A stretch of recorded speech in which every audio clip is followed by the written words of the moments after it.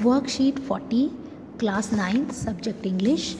ये वर्कशीट आपकी poetry comprehension पर बेस्ड है। आपकी इंग्लिश की बुक में पोएम है रेन ऑन द रूफ, उस पर बेस्ड आपकी आज की वर्कशीट है। Read the given poem and answer the following questions. आपको पोएम को पढ़ना है और क्वेश्चंस के आंसर्स देने हैं। First question is who is the poet of rain on the roof poem. Rain on the roof poem के पोएट कौन है? तो इसका आंसर है कॉट स्किने। जो आपका थर्ड पार्ट है कॉट स्किने, वो इसका आंसर है।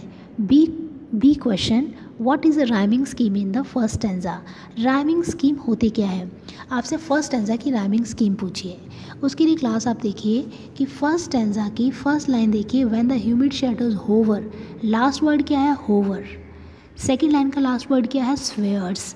थर्ड लाइन का लास्ट वर्ड क्या है? Darkness. Fourth line tears. Fifth line pillow. Sixth bed. Seventh patter. Eight overhead. अब आप जो पहला वर्ड है होवर, उसको ए मान लीजिए।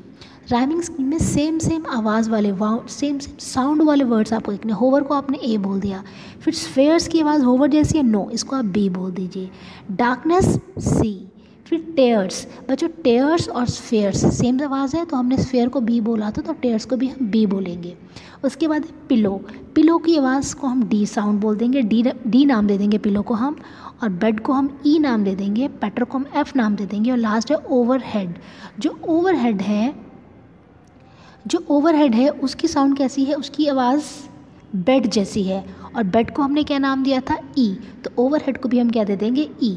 तो राइमिंग स्कीम हमारी बनी A B C B D E F E. A B C B D E F E. तो ये ऑप्शन है आपका थर्ड वाला। तो बी क्वेश्चन का आंसर होगा third, A B C B D E F E.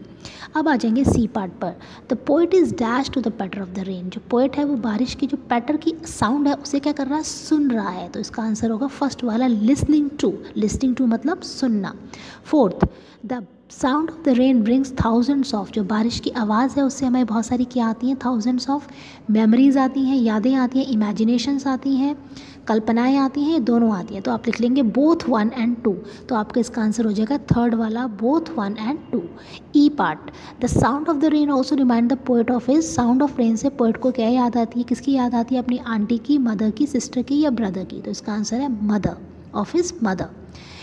His mother looks at him. उसकी माँ उसको किस तरह से देखती है? एंगर में देखती है, नाराज़गी में देखती है, फॉन्डली देखती है, केयरफुली देखती है, या विद लव देखती है। आपको एडवर्ब यूज़ करना है, तो एडवर्ब यहाँ पे है fondly.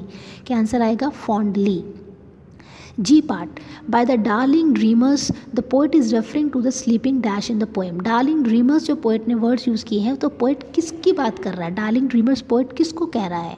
First the dreamers, no.